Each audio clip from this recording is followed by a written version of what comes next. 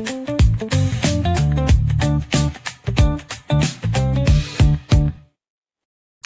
is Matt Mosley Show, and we are off and running Monday, 107. It is. I go back into the way back ball caps every once in a while, and I selected 2000 U.S. Open. That one was at Pebble. I think I was at the one in Tulsa at Southern Hills, right, like a little bit before that. But anyway, this was a good one. And so anyway, that's what this cap is. Every once in a while, I'll start the show by identifying what I'm wearing. Kevin Hoosier Hall joining me today in his excitement over a fellow Hoosier, a fellow from the Hoosier State. Right. They let him get away. He was Mr. Indiana. And he ended up on the UConn team. And, hey, they all got money, right? They all have money, even though we found out recently Indiana had even more money than we thought in their basketball program. It may not be going toward NIL for some reason. I don't know why they're paying all these people so much. But remember, that was the Woodson years. So I guess, but Woodson. Still, just random stuff. But, Kev, the shot heard round the world, heard round the country. We'll all remember where we were. I was driving back from College Station. I pulled over to watch it. I had the game on, listening to everything. And then, of course, last couple of minutes, I wanted to pull off the road. And then, so what I did last night, this is one of the great things, Kev, about, CBS Sports Network. They just kept showing the game over and over because they got the rights to it, right? So last night I got to watch the entire game again. And the funny thing is, like, while this is an instant classic, it's not like, oh my gosh, this game is so great, the entire game, because Duke, I mean, even with 5 or 6 minutes to play, with 4 minutes to play, you're like, yeah, they're going to probably do this. They're going to do it. And UConn kind of did some stuff down the stretch. And I would say with about 6 minutes left, Kev, those Demery shots, Demery came from Georgia. I like looking up where all these kids played before they got there. He was with Georgia, but Demery, and he'd been banged up in this tournament, and he's not full strength. And they've been horrible from three-point range. In fact, they were like 1 for their first 19, UConn was. And then at the very end, I mean, again, it's what you do down the stretch. And they hit 5 of their final 6 threes. One was a huge one from Caravan, who had not been good in this game, had missed all sorts of shots. I think, Kevin, we'll break down and we'll show that again here in a second. And I know we'll come up with different angles. But there is the young man. And I couldn't help but think, Kevin, you want to put these things in context. And the Leitner shot, Leitner had 2 buzzer beaters when he was at Duke in the tournament. But the one that everybody remembers is the one where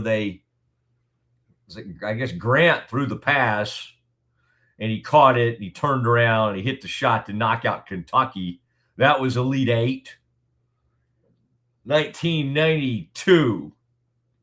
On that shot, first round of the tournament, I couldn't help but think of Bryce Drew, Scott Drews. In fact, I reached out to Scott and I said, man, it caused me to go back and watch Bryce again. And Valpo in that one was down by 2. They were down by 2.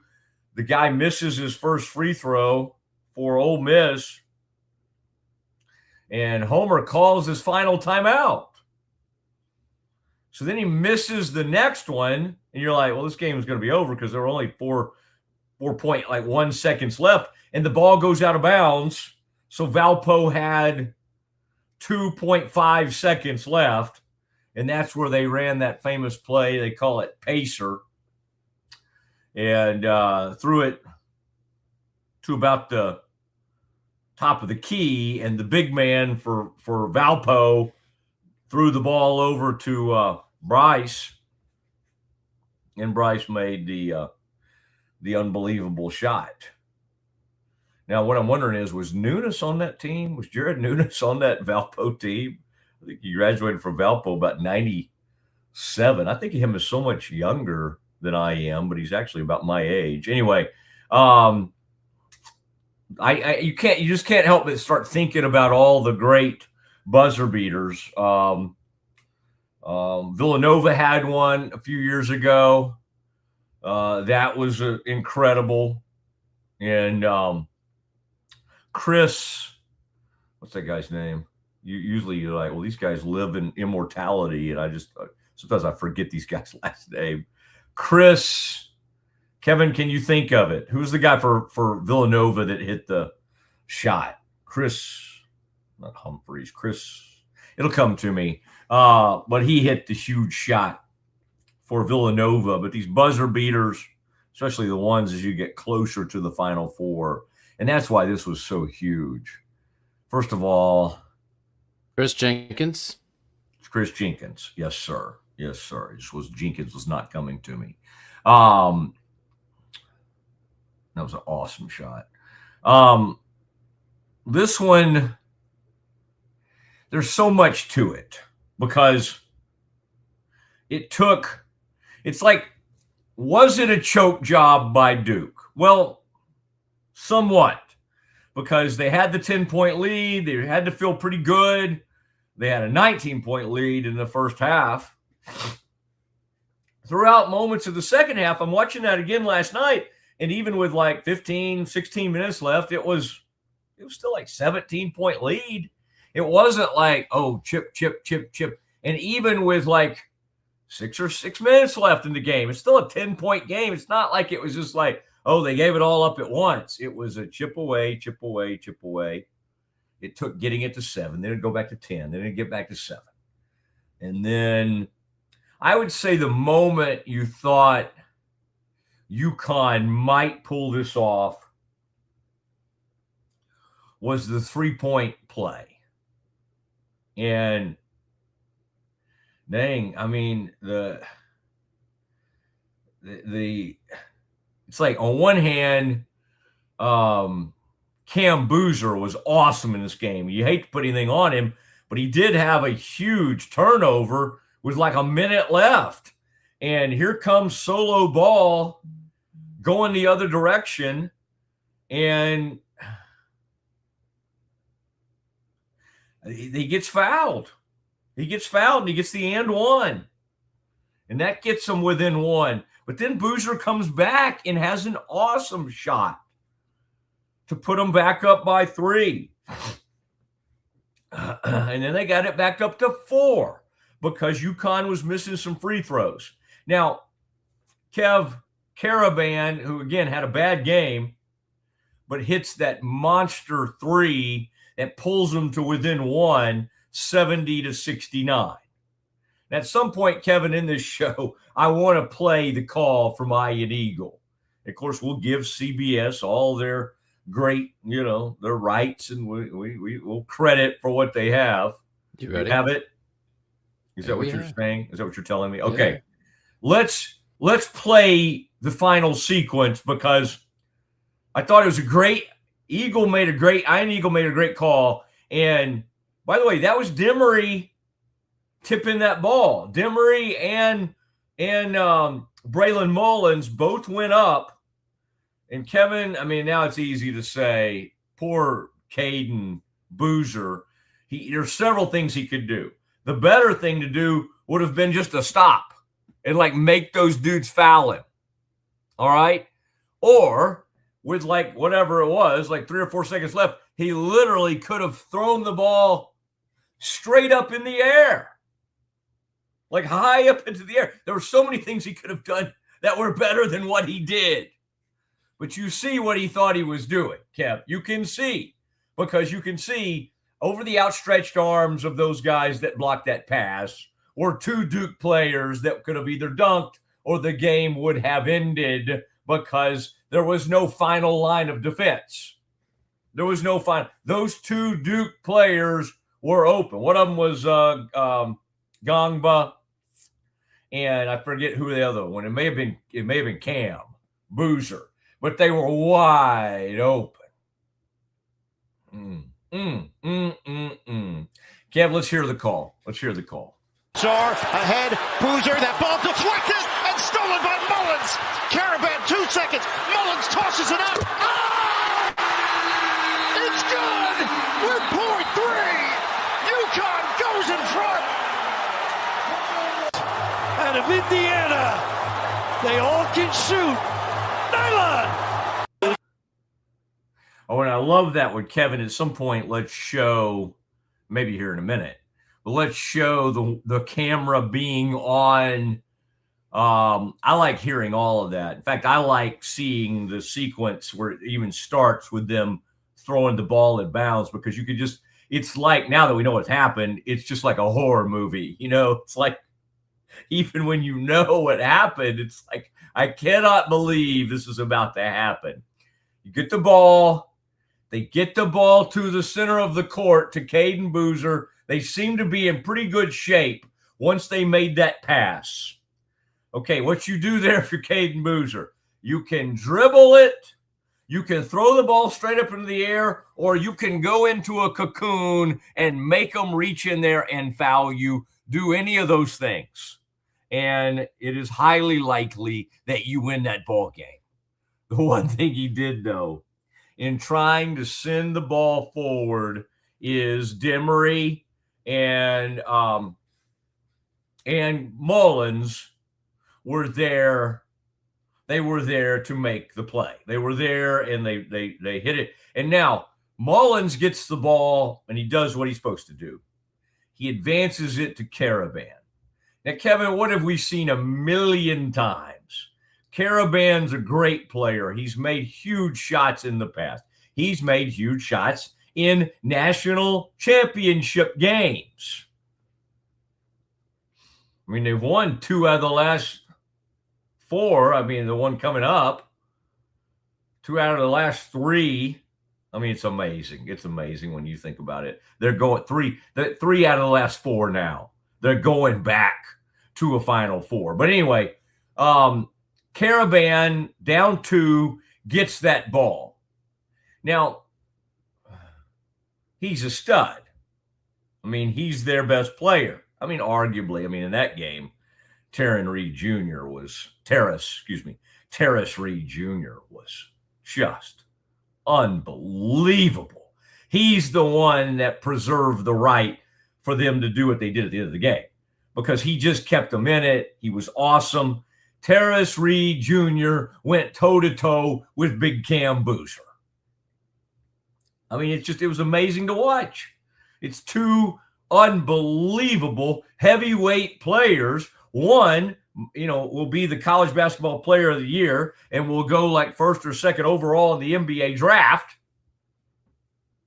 The other was a guy, was at Michigan for a couple of years, now at UConn a couple of years.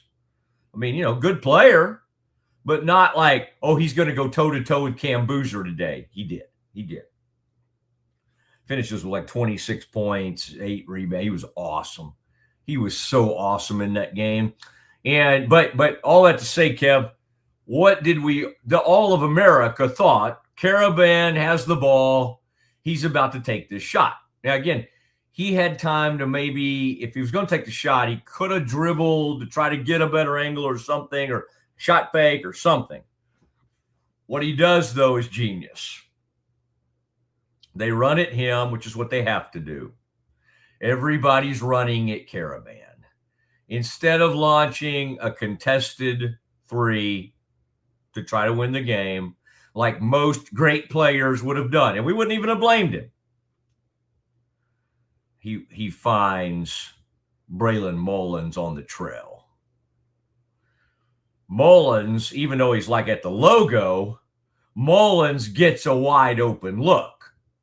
Now, somebody told me that Isaiah Evans, the player you see trying to guard him, like in his Instagram or whatever he calls himself, it's like hands up or something like that. And I'm sure he was just kind of, the whole thing was this shocking, crazy moment. Did not get a hand up. Now, in his defense, Mullins is pulling from 28 feet right here. All right, or 30. I don't know, 28, 30 feet. I'm sure somebody actually measured the shot to know exactly how far he was out. But I think it's probably around 30 to 32 feet. 35. Goodness gracious. 35-foot shot. But it was a 35-foot wide open in rhythm shot. Was that better opportunity than what Caravan had? Yes. Not just because he made it. The bottom line is in rhythm, shooter. And I mean, he'd been an okay game. It wasn't not great. He did a couple of, during the comeback in the second half, this kid made a couple of tough shots. One over the baseline, he got fouled, got a 3-point play. I mean, like, that's good. It's Mr. Indiana. It's a freshman that plays a ton of minutes for them. So this is not like, yes, it's an awesome story, but let's not act like this kid came off the bench and nobody knew who he was. He's a big-time freshman player for UConn. Most of America probably didn't know who he was, though. They do now. They do now. It was just so gorgeous. But that's the thing about it, Kevin. There's nothing about that shot. When you look at how he stroked it, he didn't heave it up there like we see some of these miracle shots. He took a shot from 35 feet. It's just that he's that great of a player. He's that great of a young player. I mean, we see Steph do it time and time again. And that's this generation of player has grown up watching Steph Curry pull it from out near where he was. There was nothing. I mean, it was a miracle shot, but it was a thing of beauty. You see his arm, you see his shot right there. That kid takes those shots a lot, not in games, but in practice, he's taking that shot a lot. And so it was somewhat natural. Look at Evans. Evans is like, wait, I'm supposed to put my hand up when he's 35 feet out? Well, yeah, I wish you probably had of, but that's an optical illusion. Evans is probably not within 4 feet of him. He's probably off of him at least by 4 to 5 feet. So if he gets his hand up, it's probably not going to bother Mullins at this point. Look at that. That's perfect form. He launches that thing from 35. And Kev, I mean, I'm pulling off the side of the road, off of 45, coming back from College Station, where I'd been having dad's weekend with my daughter, which was awesome, which was an awesome time. And that we were watching one of the games Saturday night at the Dixie Chicken, right out there on the back patio. The girls wanted to go down to another place, Chimmy's. Oh my gosh. Chimmy's was a little too wild for me. It was throwing my heart rhythm off. The bass, the music in that place. The Chicken was more my speed. Old country, famous looking sawdust type place, pool, billiards in the back. That was a good place to be to watch games. But anyway, that was Saturday night. This was Sunday afternoon after poor Tennessee had just got. It's like, thanks y'all for showing up. Did SEC? Did y'all have a good year this year? All right, man. Appreciate you, Rick. We're going to send you on home now. I mean, Michigan is just a monster. But Kev, that right there will go down as one of the greatest shots in college basketball history. In fact, if you're trying to rank them, the ones that come to mind are the ones I said. Chris Jenkins. That guy, the last name May, whatever May's name is from North Carolina, I think that was the last second shot.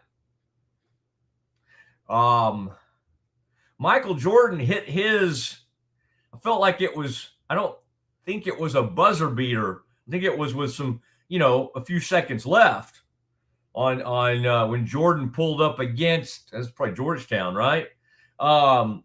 Again, there are a lot of awesome buzzer beaters in college basketball. Jenkins, because it was in the national title game, that'll all go down. That'll always go down as one. The one that Hayward missed for Butler. That was a huge thing because it almost went in. Kevin, I can't think of one.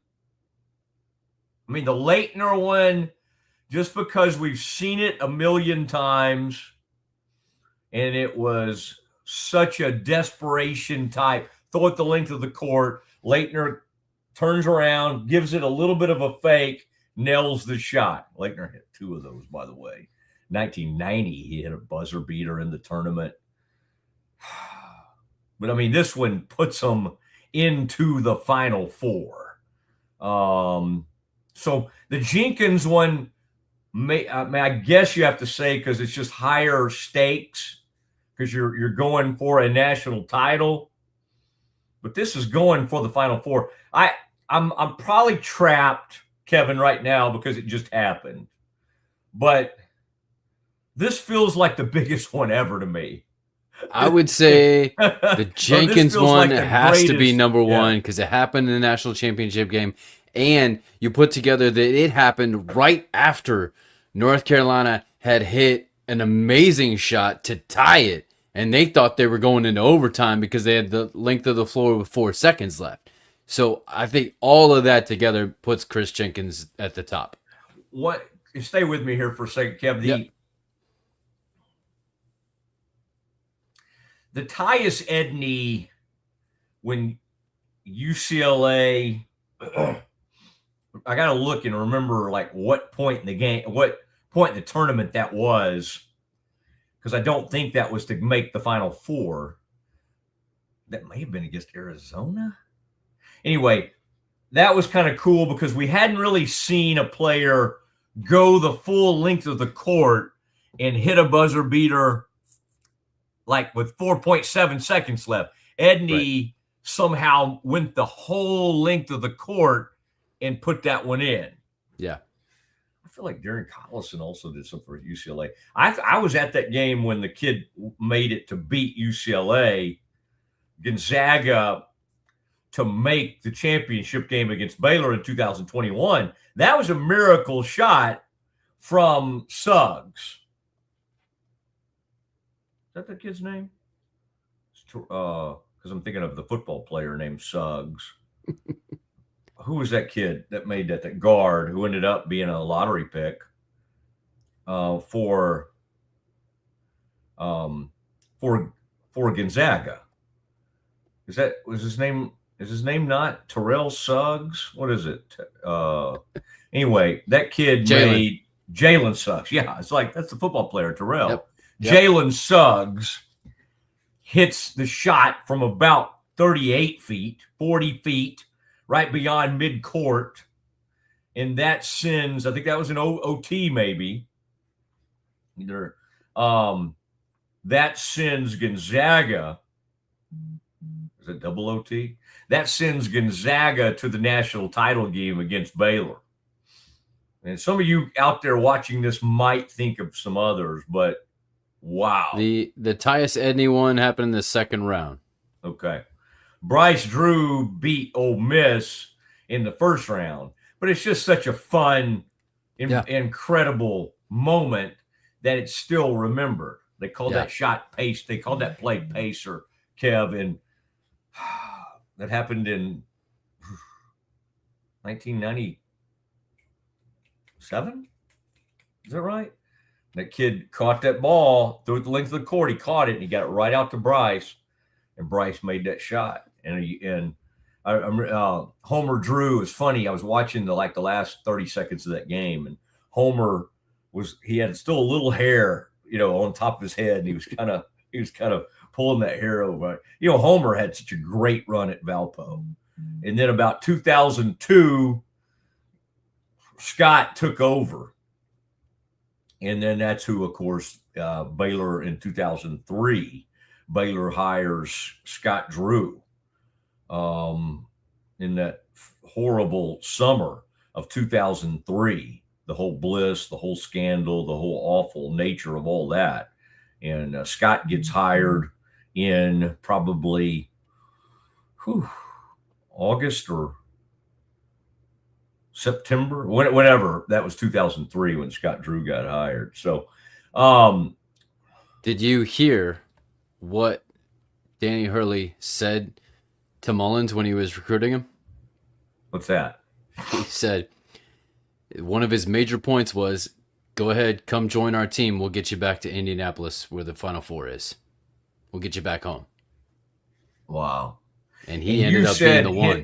His hometown, Greenfield, is 30 minutes outside of Indianapolis. Is that right? Yep. Now, just out I-40 toward the east from Indianapolis. Now, Mr. Indiana, in a lot of states now, if you got a great player like this who's getting big time offers, they end up going to a prep school.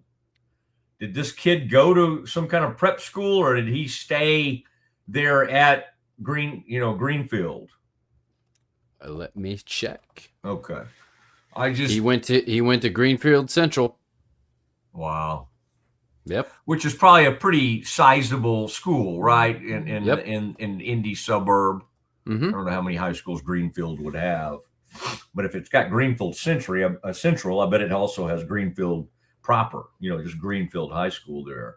Yep. I bet it has at least 2, maybe 3 high schools. And this kid was an awesome high school player. How do they do the Indiana? Well, I'm just trying to think. There used to be states, and almost nobody, I don't think anybody does this anymore. There used to be states that there was a way for the small guys to play the big guys. Yeah. And I guess that had to happen with, how do you say that? Milan. What high school is Hoosiers based on? Right. Milan, right? Yes. That was the old high school system before they classed everything. And so now you have, I think, 6 different champions. There were some states that held on to that for a long, long time. Indiana was one of them. I feel like Indiana was one of them. But now you're saying they have 5 or 6 classifications. Yep. Like former Indiana Mr. Basketball winners include Braden Smith, all 3 Purdue. Of the Zeller brothers, Greg Oden, let's see, Damon Bailey, Glenn Robinson. See if I can go back even further than that. The big dog. Yeah. George McInnes way back in the day. Rick Mount. I have a few of my dad's friends. Those are all big names. A lot of those guys went on to big things. Mm-hmm. Does it go all the way back to what was the Hoosiers movie?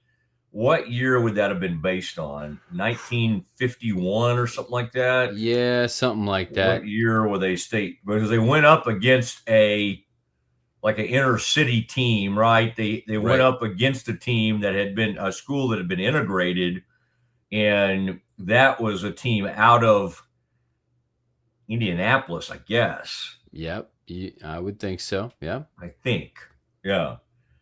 But the championship game was filmed inside where Butler plays.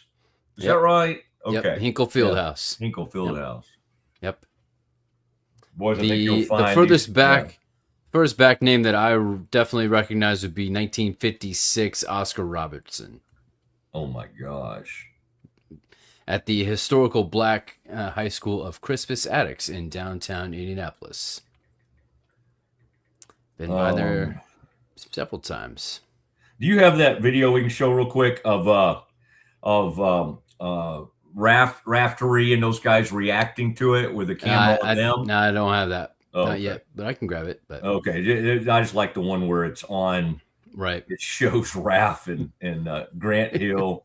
I mean, Grant handled it great, right? But because he's been broadcasting for a good long while. But it took me a second to think about this. But then watching him afterwards, that's his team. That's his team in that moment losing. Now, again, he's done the broadcasting thing long enough where, while I'm sure deep down in him, he was certainly sad for the brotherhood that is Duke. He also, got caught up in a huge college basketball moment. Okay, yeah, I was right. 1951. MILA. Oh, wait. The film is inspired by the real life 1954 Milan high school championship team. I was just wondering if Bobby Plump, who I think was kind of who Jimmy Chitwood was named after, was a Mr. Indiana basketball back then, but it sounded like you only had back to 1956. Wow. I knew, Kevin, it would be hard to stop talking about that shot, and that proved to be true. Tell you what we'll do. At about 2:20 today, after our interview, we do have Baylor's own Omar Ibedian coming on, and that's going to be great. And I mean, he's a big-time, all Big 12 player who is going to be in this draft, and we'll see where he goes, but he's going to join us at 2:00. But Kevin, let's do some Campus Confidential, and let's do it next. Okay, that was really great for the first time on your own. Let's maybe take a break, and then we'll come back and do some more. Sounds great.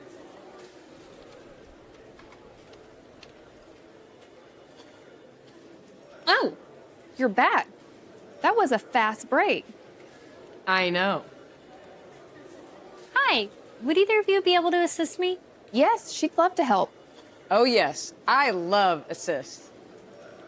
Central National Bank, proud partner of Baylor Athletics and Baylor Women's Basketball.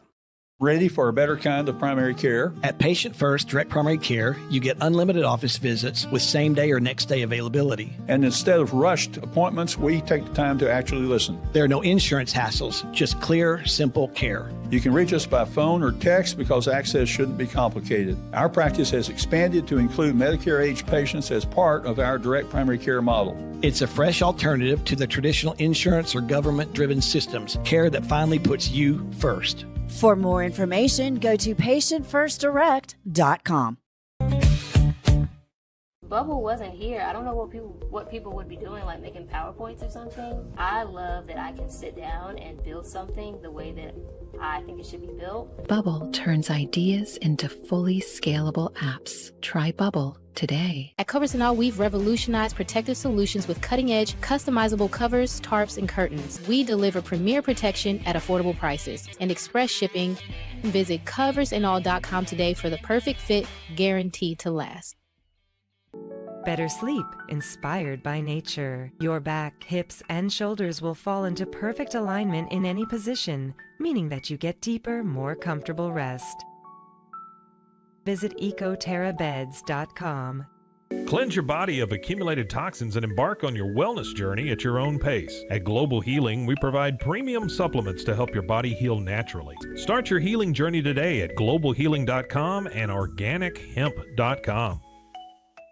Relax with Hemp Delicious. Organically grown hemp, massively blended with delicious organic herbs, responsibly sourced for their holistic benefits. Each sip offers calming, antioxidant-rich wellness. Brewed just for you. Sip the calm with Hemp Delicious.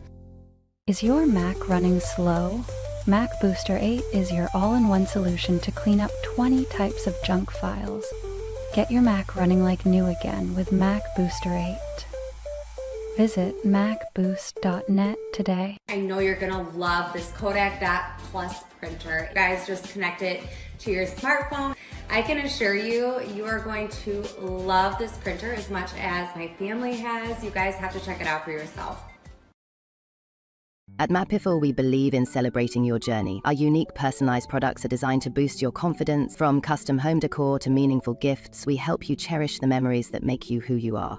Visit mappiffle.com and start celebrating your story today.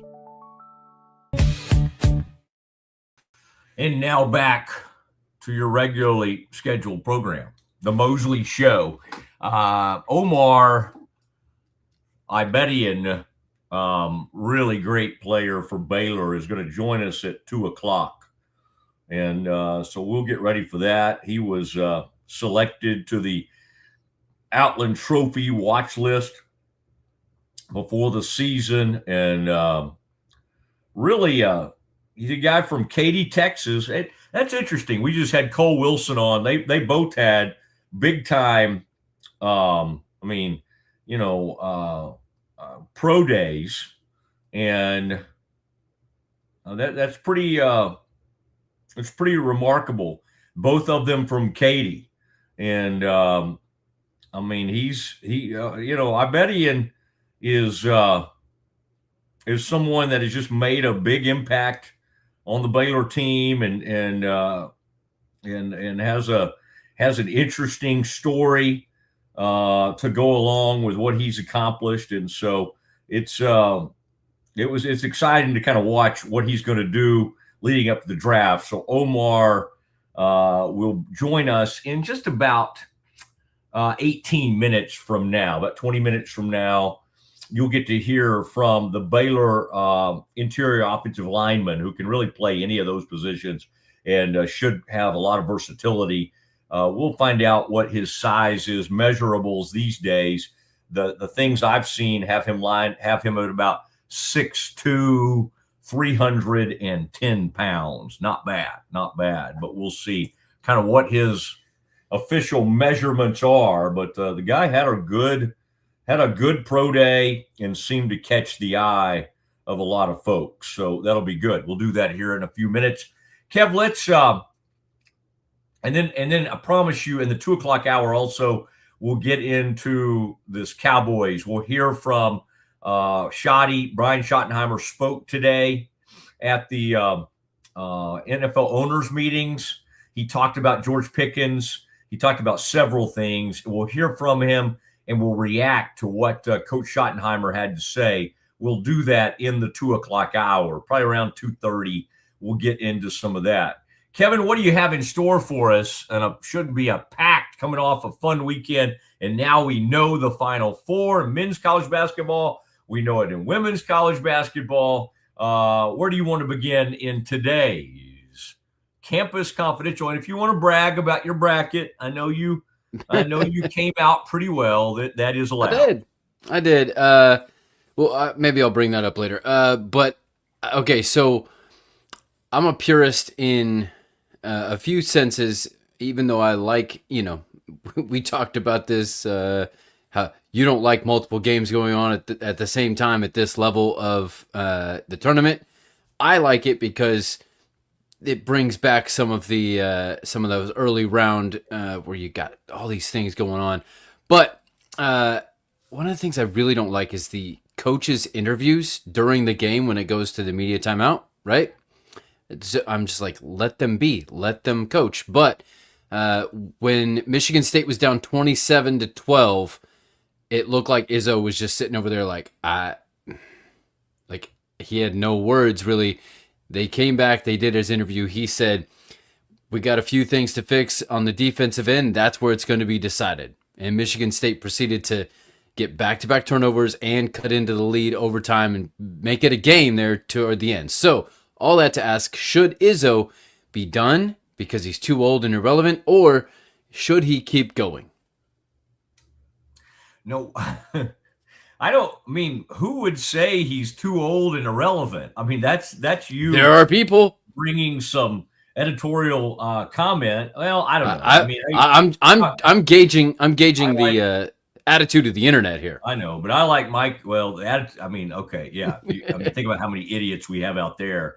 Right. I prefer my coaches to take me to the Sweet 16 over and over and over again, and that's what he does. And I looked at that team, and as compared to who they were playing against, and I did. I was not seeing. I was like, where's this going to come from? And Fears hit some big shots late, but he's not particularly like the greatest three-point shooter. And I kept kind of thinking, how in the world are they going to come back? And yet they found a way to do it. And one way, by the way, is that short-haired center they have. Is it Cooper? Kohler. Kohler. Well, no, they got another guy who massive dunks. Kohler is the guy they have. Okay, Cooper. That's what I was saying. Yep. Cooper and Kohler. Cooper, when the game was in reach, started taking guys off the dribble and then just dunking in traffic. I mean, I was just like, dang, where in the world is this coming from? I admire the heck out of Izzo and Michigan State. I don't love it sometimes when he sort of takes over as the grand marshal, of college basketball and scolded. Scott Drew was just simply trying to stay in there, and he did something in bringing that James Najee in after the Bears were just getting their heads beat in, and it didn't work. And James Najee obviously was not ready and did not contribute hardly anything other than probably being a nice guy and a nice teammate. I didn't love that when Izzo was like, scolding Scott in public. But how can you not love still the way the guy coaches and the way, as you pointed out, that they fought back and got themselves back into that ball game? So I found myself having even more admiration for Izzo, and I loved it when he said, these guys, Sampson already had to say yes, because that's what his players were asking him. Are you coming back? And he had to already say, yes, I'm going to come back. So I love seeing these guys in their 70s. Who are our guys Patino just got a big contract extension with St. John's. Yep. I'd be sad if Izzo, even they were asking Mulkey when she got beat. Duke beat Mulkey. I loved her. Did you see her comments? Kim was like, do I look that bad? Do I look that bad? She basically like, why are y'all trying to force me out? But in this day and age, with how the portal is and how quickly it moves, coaches got to make up their mind, because that's going to be the driving factor between all the. Yeah, I get it. Yep. Don't have time to mull it over and take a few weeks with your family anymore. I can't even take a drink of my coffee without my camera getting a little frisky. All right. What else do we have, sir? Well, you brought it up. How big of an upset was Duke women's basketball over LSU? Draw maybe a correlation between what a men's game that might be the same kind of caliber. You sound like a man right there. Like, put it in perspective so people that like the men's game would understand. I'm trying to equivalent bring everybody in here. I don't know. I don't know. I mean, basically, like probably one of those games that we saw. If a team like Arizona was favored over a team by 7.5, 8.5, and one of those other games was the same kind of thing, 7.5, 8.5. It's like that. The team that's I think LSU. You could look back at the line. I bet LSU was favored by somewhere in the neighborhood of 6.5 to 8.5. Now you may find that it was more than that, but that's about what it would be like. I can just think of in Vegas terms. But hey, we knew Duke was good. Would it be like when Iowa beat Florida? Is it that big, or not quite that big? About like that, yeah. Because I know we've kind of talked about there's a little bit bigger of a gap in between the women's rankings. Than there is the men's. True. That's probably true. There's something to that. Probably be about like that. Although that's rough. I mean, that's a rough loss for Kim because, Carol Lawson put it on them, and it's good for Duke because the Bears beat them in Paris, in Paris, went overseas and beat them. And by the end of the season, Duke was running the Bears off the floor and shooting them off the floor. I don't know what. By the way, I still don't know what happened to Baylor.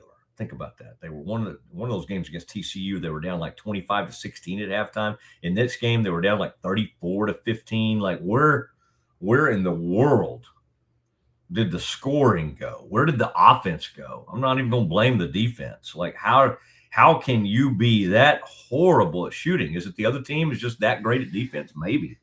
But Baylor shot the ball poorly for the last 2 or 3 weeks of the season. Ooh, it's rough.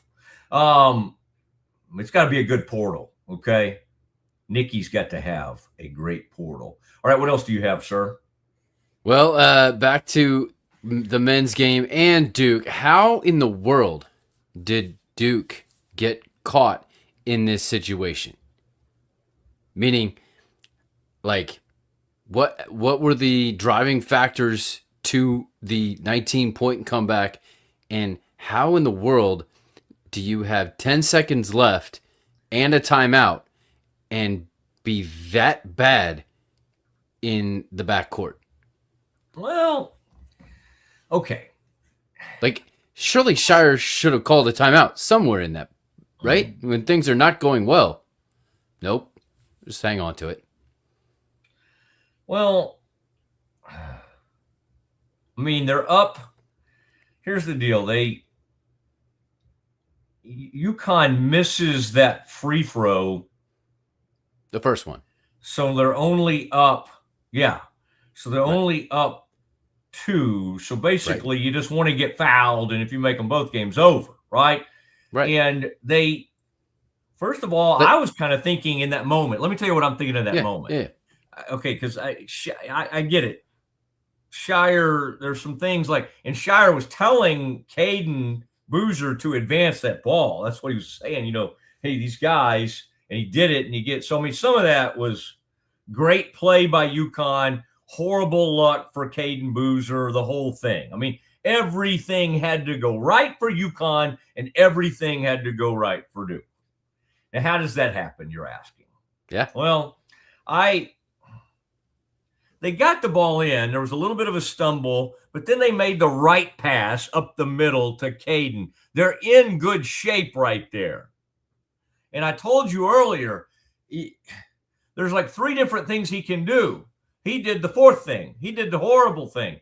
He tried to pass it ahead, and he got the thing blocked. Now, first of all, can we also give Demery credit for a great defensive play right there for tipping that ball? But what do? You got 10 seconds.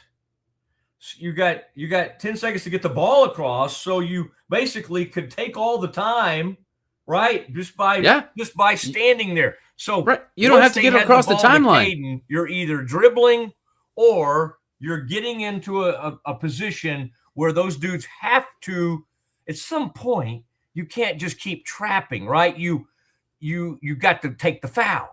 Yeah. I was even thinking as that was all happening, I'm like, dang it. Because I think did Cam get the ball for a second, and then they got the ball to Evans? I'm just trying to think who all was back there touching that ball. I'm thinking UConn's waiting too long to take the foul. That is what's occurring to me. And then they get the ball to Caden, and my thought is take the dang foul. Yeah. Here's what they did wrong. I don't even know how much I put on Shire. Like the presence of maybe Shire needed to, because after that free throw, I thought there was a timeout in there somewhere. Anyway, whatever. I'd have to look back at see. I've only watched it like 28 times. You'd think I would know. I watched the game again last night. And what keeps jumping out at you in that game is, how did these guys lose this game? That's the thought you keep having. They're up by 19. Let me tell you one thing, though. That was a little bit of a problem. I think they could have ended that game right before the half. They kind of did some dumb things Duke did right before the half. They got a bad shot. They got Gongba taking a 3 to end the half. And as bad as UConn had been in that whole run, UConn was fine. They were down like 28-21, and then they just lost connection to that game. But right at the end of the half, they got it to 44-29. For some reason, I felt like that even just staying within 15 was something. Now, that thing got back up 17, 19, whatever it was. It was at least got to 17 pretty quickly early in the second half. But as I told you earlier, I just kept looking at all those sequences, Kev, like 10, 12, 11, 7, back to 10, back to 10. Like, there were so many moments where you're like, okay, Duke's got this, Duke's got this, Duke's got this. And I think the weird thing is, I think that there's the Duke haters among us, and there are many, want to just call this a choke. And to a certain extent, it was. And Cam Boozer made a horrible, that with a minute left, that's a bad turnover by Cam. But he followed it up with a great shot. He hit kind of an off-balance flip shot that put them back up by 3. They just kept, or put them up by, at one point they're up by 4, and Caravan comes down and hits that 3. And he'd missed everything that game. He was bad. He had 1 2-point shot. And Caravan, if you look at his final, he had 5 points in that game. All right, Omar is going to be ready. Let's take a quick break, and then let's get to our guest, Omar Ibedian. That's next. At Schmaltz Sandwich Shop, we don't just make sandwiches, we build them with fresh ingredients, bold flavors, and homemade baked bread every single day. Toasty on the outside, goodness on the inside. Schmaltz Sandwich Shop in Waco is locally owned and operated since 1975 with 2 locations in Waco, Town West off Valley Mills and downtown off 5th Street. Whether it's lunch, dinner, or just a craving, we got the perfect bite waiting for you. Enjoy a quiet atmosphere with beautiful river views at the Brazos Landing, located in Waco along the Brazos River across from McLean Stadium. Enjoy homemade dishes like shrimp and grits, chicken piccata, braised short ribs, prime New York steaks, and more. Plus, enjoy a delicious dessert like creme brulee or key lime pie. Open for lunch and dinner Tuesday through Sunday. Brazos Landing in Waco, the only place where I-35 and the Brazos River meet. Streamline event and appointment booking with Amelia's sleek, modern, and fully customizable booking forms. WPAmelia.com. That's WPAMELIA.com. Amelia. Nalgene Outdoor has been your trusted companion, fueling adventures and helping protect the planet. We're committed to reducing waste, improving access to clean water, and providing simple, safe, and sustainable products for you and your family. NALGENE.com. A house is a property, but we live in homes. Home sweet home. Homes where the heart is. We aim to deliver the best home buying and selling experience so you can spend less time real estating and more time living. WhyPersonalLoans.com. Request a loan anytime. Our partners can offer loans up to $35,000 with varying rates and terms. Review your loan offer with no obligation and decide what works for you. Visit PersonalLoans.com today. This is what $500,000 in a duffel bag looks like. Actually not real. That's because it's actually prop money. It looks realistic from a distance, but up close you can see it says for motion picture purposes. Visit PropMoney.com today to get your money seen or money shot right with Prop Money Inc. With San, owning iconic furniture no longer requires paying a premium. With over 15,000 satisfied customers worldwide, we've proven that high-quality furniture doesn't have to come with a high price tag. Explore our collection today at san.com. The U-Like Air 3, launched in 2023, ushers in a new era of sapphire ice cooling technology, offering nearly painless hair reduction in just 3 weeks. That's ULIKE.com. U-Like. VivoSun's mission is to empower growers with stylish and effective products, making indoor growing accessible and enjoyable for everyone. Visit vivosun.com today and get started making growing plants and vegetables easy and automatic. All right. It is Matt Mosley Show right here, Rogue Media Network. And Omar Ibedian joining us now. I like how you say it, Omar. I've heard you say your last name. It sounds more like Ibedian when I've heard it. Yeah. Oh, we got to get Omar's. Oh, there he is. I didn't have your sound for a second there, Omar, but I always loved when you got to Baylor because you made sure people knew the right way. And of course, you know us in Texas. And you're from Texas, from Katy.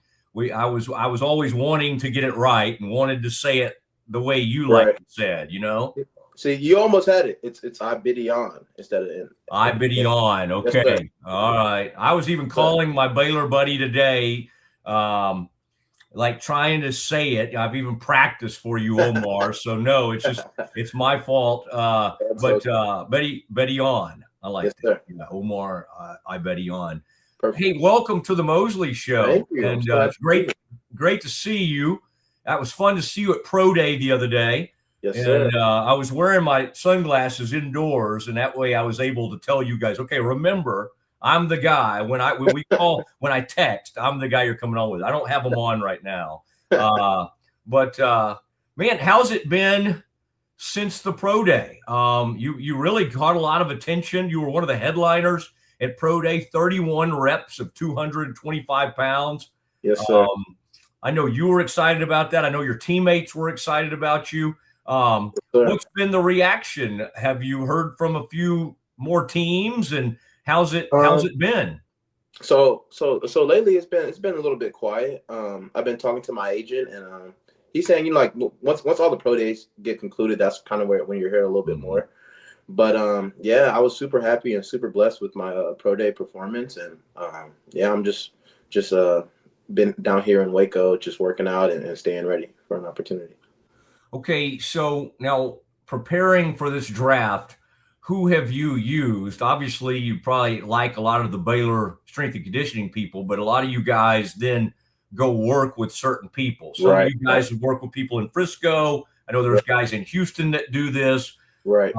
Who did you use, Omar, to kind of get ready for this process? So I trained at Built For It, which they have 2 locations we trained at. One was in Prosper and one was in South Lake, so both in the Dallas area. The main 2 trainers were Jay Taylor and Chico. They do an amazing job preparing us for our pro day events. And I feel like I had a great pro day, but I come back and look at all the people that trained with Built For It, and all of them are hitting the numbers they wanted, and doing good things. So I have nothing but good things to say about Built For It. Is this, like a lot of guys, was this your dream to play at this level from the time you were a kid, or did you kind of have to prove it to yourself, like even at Montana State and maybe even back that and Katy? I mean, you had a really interesting path. I mean, I was just reminding myself that I saw United States Military Academy at prep school at one point. So when did it kick into you that you're like, I want to be an NFL player? Was that at a pretty young age? I feel like at a young age, I definitely wanted to play in the NFL, but when I was young, it looked so far away, like something almost unachievable.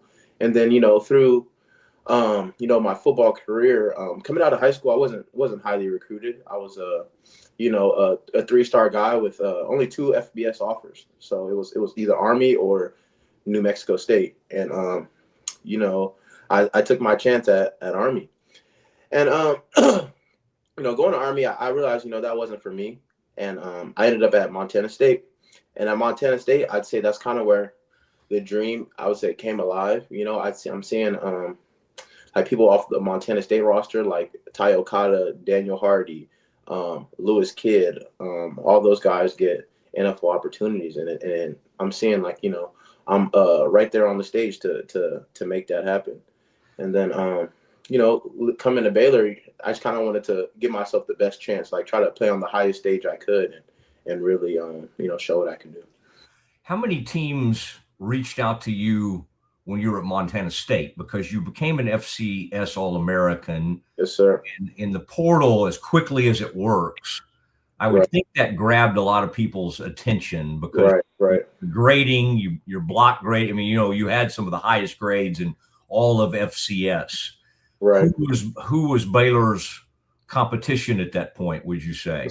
In my recruiting process, I had quite a few FBS and Power 5 offers, but it really came down to at this time I didn't have a Baylor offer. I took a visit to BYU and to Texas Tech, and I don't know. I really wanted to stay in the Texas area. After leaving my Texas Tech visit, I felt good. I felt like it was a good place to go, but it was just something that was missing for me. I just didn't feel like that was home necessarily. And this is even before I had a Baylor offer. So I'm leaving the Texas Tech visit, and I'm kind of just like, dang, I want to stay in Texas, but I don't necessarily know if this is the place for me. And then at the time it was Coach Kaplovic, but he gets hired at Baylor and gives me a call, and he's pretty much telling me, he thinks I'm a great player, and he thinks he could, help me develop into that NFL talent. So, other staff and really believe that they could, get me to where I wanted to go, and I could achieve the goals I wanted to at Baylor University. So, yeah, the Kaplovic. That's interesting that you brought that up, because some people were kind of mad at him. I think Baylor gave him a great offer and gave him a very good salary, and then he came, and then he I guess felt like he had a better opportunity, and he moved on. So that had to be another interesting aspect of this. You're like, okay, wait, who's going to be my O-line coach? Right. And then again, Mason Miller, the guy who ends up becoming your O-line coach. And again, we don't have to get into why this happened exactly, but something happened for him to leave the program during this past season. So you, in addition to your career having to go some different paths, right? You had further adversity that occurred. How much of an impact did he have on your career? And then how was that navigating that scene with middle of the year, your O-line coach is suddenly gone? Right. I think it was, definitely challenging at first, but I felt like, Coach Babb was bringing in a new system, and it didn't necessarily change from O-line coach to O-line coach. So I wouldn't necessarily say it was too hard to transition, because I think Coach Miller is a great O-line coach, along with Coach Watts, who was there the whole time, And so being there with Coach Watts really gave me like that stability, and really helped me like learning and picking up Coach Babb's offense. So I think it was a little bit challenging, but we had such a great staff and such a great group of people helping the O-line that I feel like it was pretty easy to pick up the things I needed to. Okay. And I mean, how do you prepare? I mean, that 31 reps keeps coming to mind, because that really caused some waves. And for O-linemen, even at the combine, the highest amount for an offensive lineman, I think, was 33. May have been an A&M guy. But I mean, as you were training, and it's almost not only just lifting weights, you almost have to kind of train for, okay, how do I get in this rhythm for this? How much of that day for you was just pure adrenaline, like having your teammates around and just being in a great headspace? And how much was it the prep for something like that? Right. And I'll start off by saying I'm so blessed, because 10 days before the pro day, I pulled my quad. And, obviously that hurts your running events, but also like even laying flat on the bench 10 days before pro day, I couldn't do that without feeling that pain in my quad.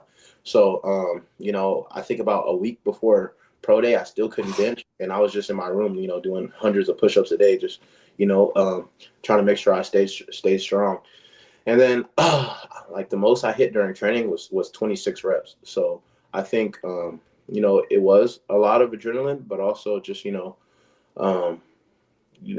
do so much preparation for this moment, and for it to finally be here, when the lights are the brightest. I think that's when I perform my best. So, Omar, what were you now? Are you going to try to do any sort of private workouts now that maybe your quad's in a better spot, or well, go ahead and answer that. Yeah. Okay. Yeah. If I'm looking for an opportunity to do some of these private workouts. I haven't necessarily got invited to anything.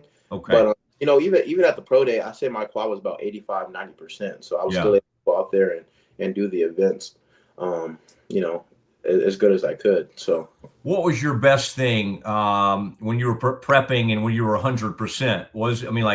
What was your best 40 as you recall during training? Right. I was, the stopwatch is a little bit quicker than the laser, but on the stopwatch, I was hitting things in the mid 4.8s, and then sub 1.7 split 10s.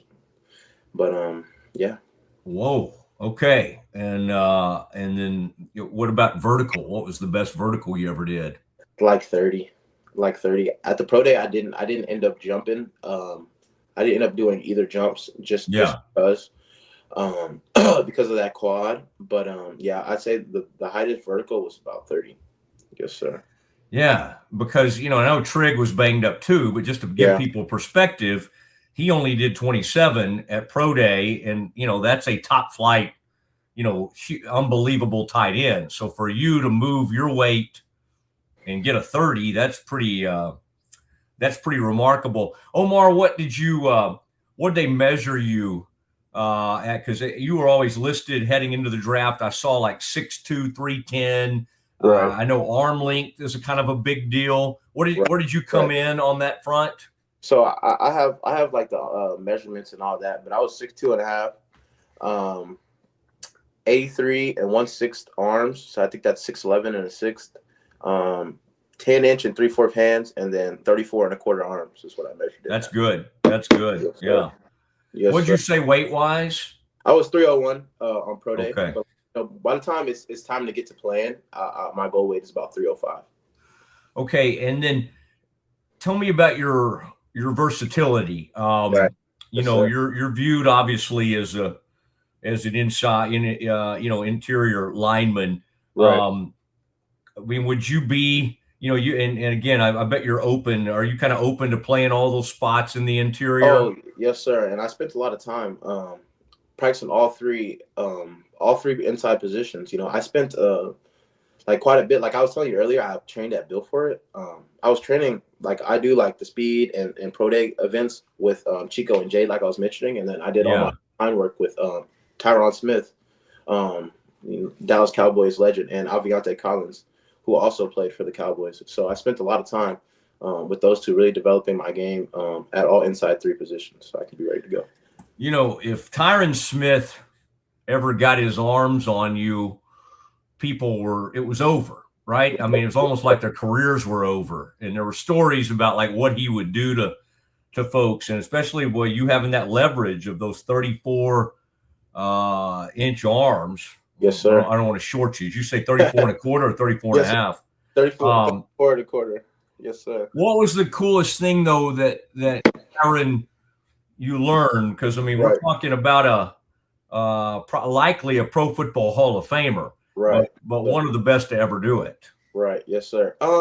I think as far as O-line play goes, a lot of the drills are similar, but it wasn't necessarily the drills that I felt was such a unique and such a helpful thing. It was more like hearing his insight about how certain NFL players play certain things and to what to expect on these kind of plays. Do you know what I mean? Like he gave me a different insight than I was used to, especially coming from somebody with such a prestige resume as him. So just hearing his insight and how he thought about certain blocks and certain plays and certain leverage was really useful.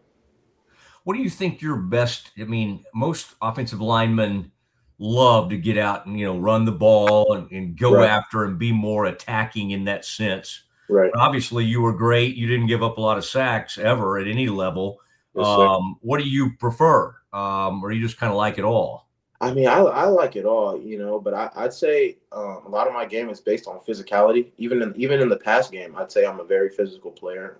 In the pass game, I like to get my hands on early. I like to start the fight at the line of scrimmage, and then in the run game, I feel like I'm very aggressive. I never stop my feet. So it's kind of hard to say which one I like better, but I just think my game is really based off physicality and also preparation, I'd say. And that part of the game, do you like the film work and kind of studying who you're going to be going up against? How big a thing is that for you? That's absolutely like a top priority in my game. Like this season, I didn't give up a sack this season, and I think it was a lot had to do with like the off-season work and the position work I did outside of what we did at the school, but I also think it was because of my preparation. Like I spent hours studying each D lineman I was playing against every week. I stay after film and study like what's their go-to move on third down, how do they like to play the run, is this guy good with fitting his hands inside the O-line's chest, like all things like that. It really helped me like slow down the game this year and really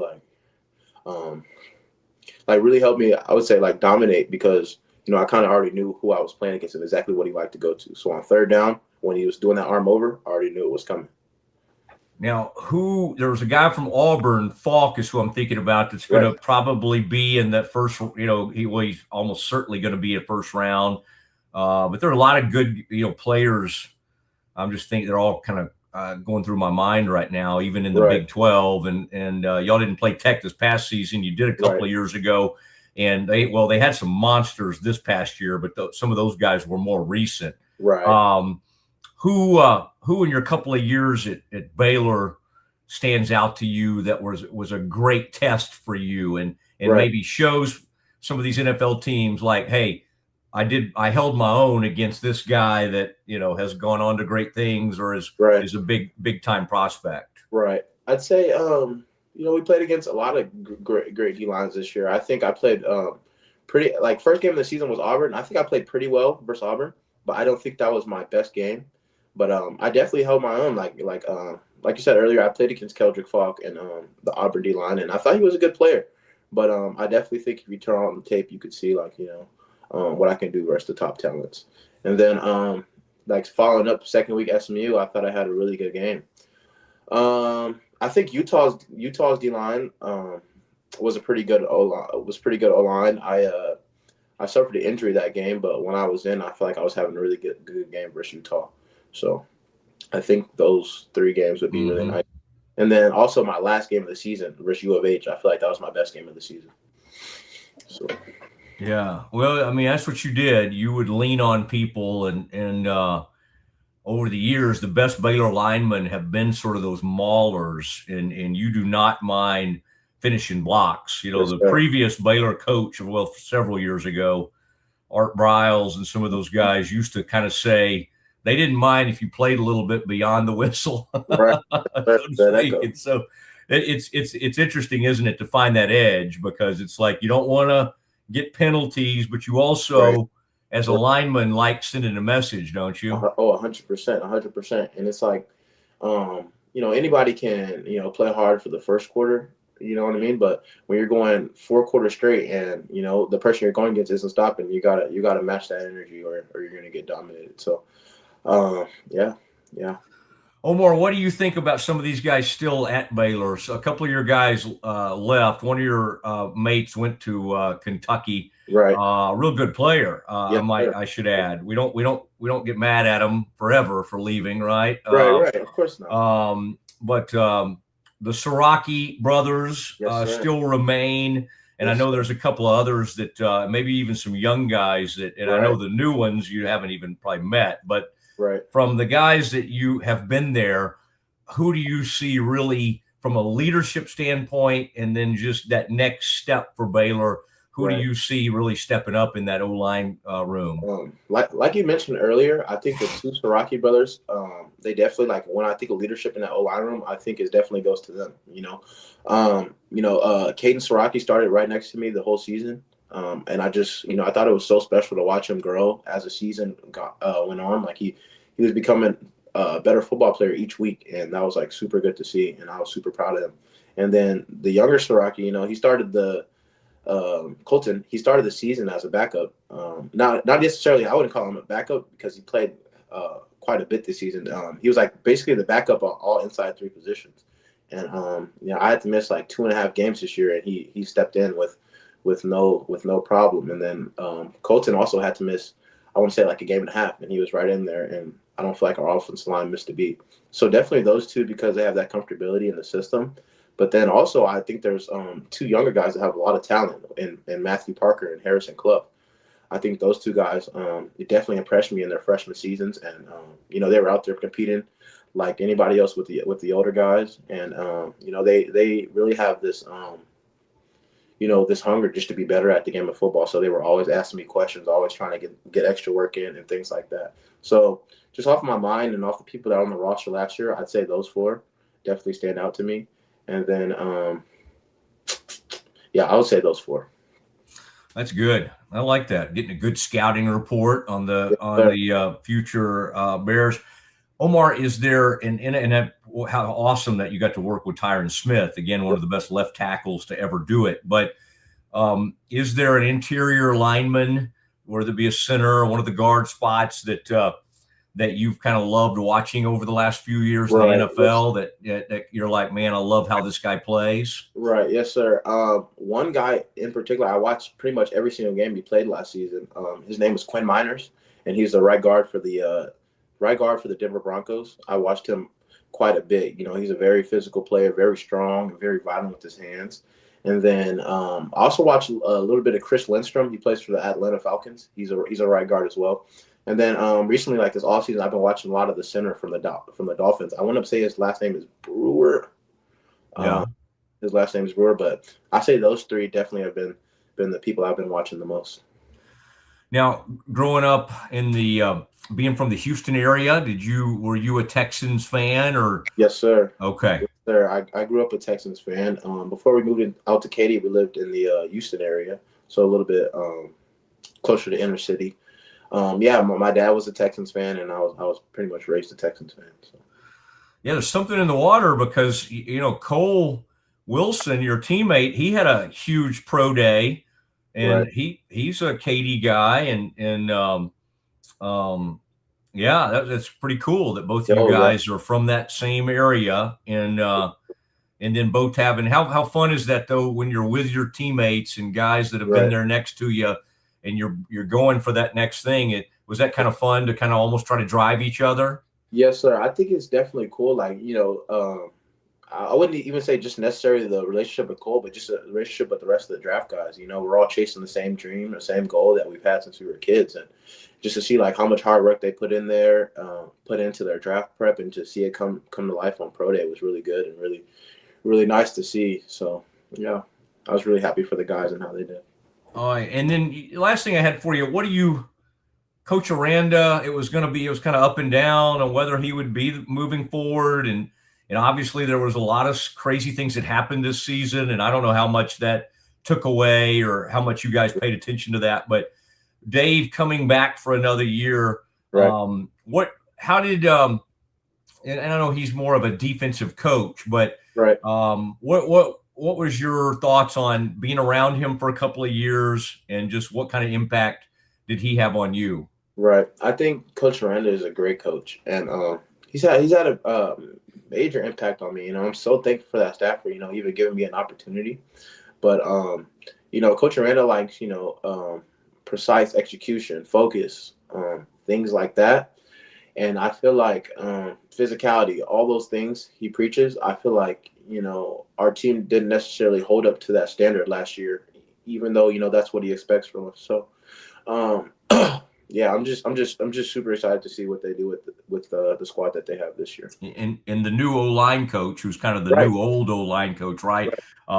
Give us a little insight on him and what do you think? You think that was a good move for the Bears? Yes, sir. I think Coach Austin and Coach Watts, like last year when Coach Miller had to step away, I just feel like they worked so well together, so hand in hand, and so I don't even know, so calculated together. It's almost like we didn't miss a beat.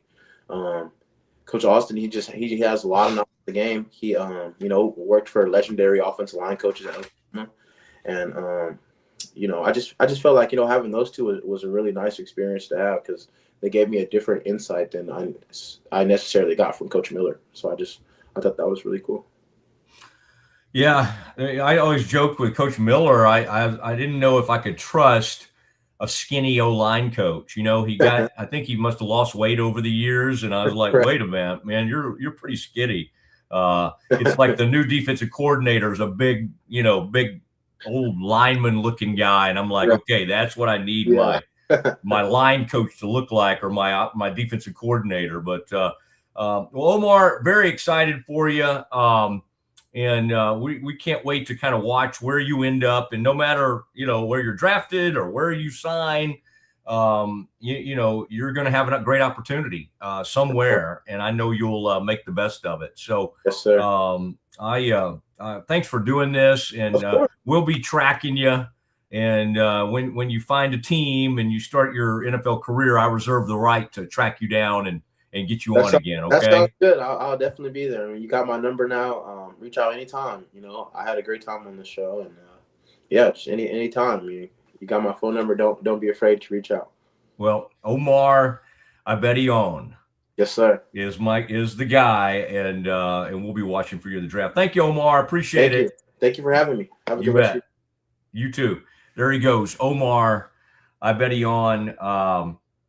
Really had a great run for the Bears 2 years, and was one of their all-conference players, and emerged as a leader, and just all the people in the program just have such wonderful things to say about him. And so I think he's a guy that if teams get him in an interview situation, he's going to light up the room, and he's just, as you can tell, is just a really fun guy to talk to, and he's going to be great. All right, here's what we're going to do. We got to take a quick break, take care of our partners, and then we're going to dive into what Coach Schottenheimer had to say today at the owners' meetings, the NFL owners' meetings. We'll do that next. At Schmaltz Sandwich Shop, we don't just make sandwiches, we build them with fresh ingredients, bold flavors, and homemade baked bread every single day. Toasty on the outside, goodness on the inside. Schmaltz Sandwich Shop in Waco is locally owned and operated since 1975 with 2 locations in Waco, Town West off Valley Mills and downtown off 5th Street. Whether it's lunch, dinner, or just a craving, we got the perfect bite waiting for you. Lake Waco Golf Club is a semi-private facility nestled along the north point of Lake Waco, one of the few facilities in Texas to have a full 18-hole regulation golf course as well as an executive 18-hole par 3 golf course. Plus, check out their bar and grill, which is open to the public. And if you're not a golfer, then enjoy time by the pool or even enjoy fishing around Lake Waco. Become a member today and call to book your tee time. Lake Waco Golf Club, where family and friends fun begins. Check them out at lakewacogc.com for more information. For anyone that's in the car buying mode or looking for a car right now or a truck, I would definitely come by Allen Samuels, get to know the people here like I have, how well I'm taking care of the dealership and how well, service and any kind of warranty issues or those sort of things. Because of the way they take care of me, it's made me a Ram driver. And so I don't think they'd want to go anywhere else if they came here. Like Allen Samuels always said, Waco has a lot to offer, and so do we at Allen Samuels Dodge, Chrysler, Jeep, Ram, Fiat. Come by, let's be friends.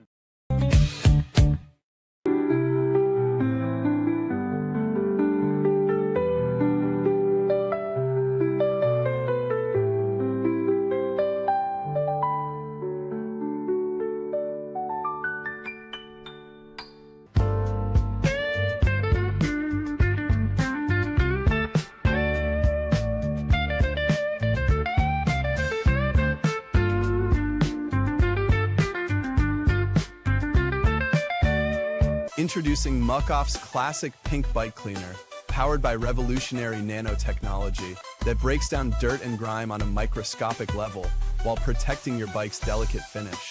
us.muc-off.com. At Open Goal USA, we're revolutionizing training for both soccer and lacrosse with our innovative portable rebounders. Perfect for players of all ages and skill levels. Visit OpenGoAAALUSA.com and elevate your training today. Looking for tickets to the hottest shows, games, and events? Ticket Liquidator is your one-stop shop for great prices, no hassles, and guaranteed tickets. Whether it's sports, theater, or concert, for the best seats at the biggest events, start with Ticket Liquidator today at ticketliquidator.com. Ticket Liquidator.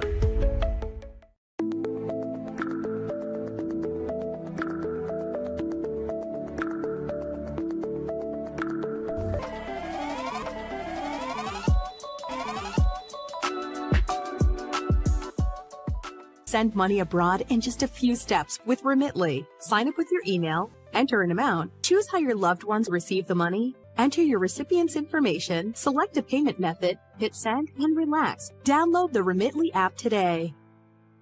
Hi, I'm Mitch, the co-founder of Cake, a sexual health and wellness company designed for today and designed for you. Yes, you. The entire product line can be found at hellocake.com, and it's also available in every Walmart near you. It is the Mosley Show. Just looking back over the notes after our interview with Omar Abedian. And Kev, the worst thing for me is to work on a name and then I didn't quite, I think Bedian is what we all kind of did when he was playing for the Bears, but Betty, you got to say it with a little bit more of a flair, but what a great guy. And he's I don't know where he'll get drafted. Who knows, who all's going to get drafted from Baylor. I would say Sawyer probably will get drafted maybe day 3. I think Cole Wilson certainly has played himself onto some draft boards, or I think Josh Cameron and Michael Trigg both, and Sawyer. So I think those 3 will get drafted. And then between Cole and Omar, again, both did a excellent job. So I think they'll be in the running to get drafted. It's just going to be whether they get drafted or whether a team picks them up as a free agent. And sometimes that can be better because then you end up, maybe your agent has a little more control over where you end up when that happens. All right.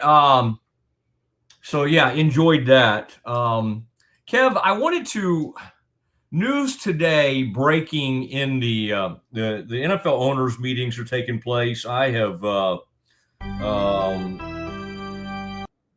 there's some breaking news. Yes, let me I want to make sure. Yes, I could hear it in the distance, the breaking news. But all the NFL coaches were speaking today, and so interesting news coming out of there. You got the Giants, John Harbaugh talking about a Odell Beckham Jr. reunion. I don't know. I thought the guy was retired, but bring him back. Those were his greatest years, and that's what we really remember him as, was with the Giants. So who knows what could happen on that front.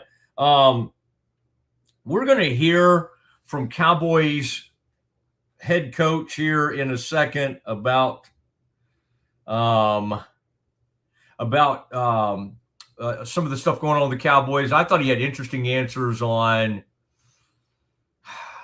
the linebacker, what the Cowboys did in free agency. I thought at least he kind of admitted, I mean, they were in there fighting for players, and I've, called them out. They didn't land a lot of these guys. Some of these guys ended up playing for the Raiders. Apparently, some of these maybe former Georgia teammates wanted to end up playing together. And at least with Schotty, he kind of admitted, yeah, this is, we're not going to be able to get everybody and all of that. The interesting thing, and Kevin, here in a second, we'll see what he said about George Pickens, and we'll hear from him. But he hadn't made no assurances whether George was going to show up at these off season. You'll have the rookie mini camp, you'll have the veterans mini camp, and some of these mini camps that they have. He said that we're still a couple of weeks away. It's going to play out the way it plays out. Again, it's all voluntary. We'll see where it goes. Cowboys have not had discussions with Pickens reps regarding a multi-year deal after placing the $27.3 million tag, franchise tag on the receiver. So, again, the signing of Jackson, Smith, and Jigba just gave another data point. He's going to make $42 million a year with the Seattle Seahawks. CD Lamb already makes $34 million for the Cowboys. Justin Jefferson makes, I believe, $35 million. Jamar Chase is up there around $38 to $40 million a year. More and more. Even though Kevin, who is the great young player for the Colts, Alec Pierce. And what did he end up making per year? 27 or 28 million. Yeah, I think it was just shy. It was around 29, something like that. Okay. So again, these are all data points to think of with Pickens. Kevin, let's check in with, I know we had a quote from, and we're appreciative of Nick Harris from Star Telegram. John Machota's there representing The Athletic. Tommy Yarish, Todd Archer, a lot of our guys are there, and they're posting a lot of these things. And so that is where we're gathering some of our video we're going to show you of Brian Schottenheimer at the owners meetings in Phoenix. They're at the Biltmore, if you want to imagine kind of where they are and that kind of thing. Let's hear what Coach Schottenheimer had to say about George Pickens. I had conversations with George. He's doing great. He and CD have been taking a lot of trips together. So when I text them now, I kind of text them both. I was at a wedding the other day. My nephew or my niece got married, and I texted them both, and it was great just to catch up with those guys. But yeah, he's training with Dak. Hey, look, GP loves it here. We love GP. We have plans for GP to be here for a long time. So we'll let the business side of this thing play out and see where it goes. Regarding him being available, though, for the off-season program, mini camps, OTAs, any assurances that he'll be around? No, and I haven't pushed that on him. I mean, again, we're all going through the process. It's almost April. We're still a couple weeks away. It's going to play out the way it plays out. And again, it's all voluntary. So, we'll see where it goes. He's learned you don't want to make a promise. Hey, this guy's told me he'll be here. Because then when he's not, it's like, wait, head coach, you lied to the head coach, or he gave the head coach assurance. Probably a smart move by Schottenheimer. One thing that was real important to him in his first year is he wanted Micah Parsons showing up at things. And we saw what that kind of looked like. Parsons would show up, and he wanted to be a leader, and he still wanted to be on the team, but he didn't want to fully show up. And then quite honestly, by the time training camp came around, that became a distraction because it was him hanging out there. And so he was at least out there, and then they had to call it an injury and all these kinds of things. And it was a sideshow that they didn't need. So if you don't need to make any assurances about George Pickens, don't do it. Don't do it. And so I think that's good. And I think Schottenheimer has maybe learned his lesson on that front. One other thing from Brian Schottenheimer I wanted to share with you.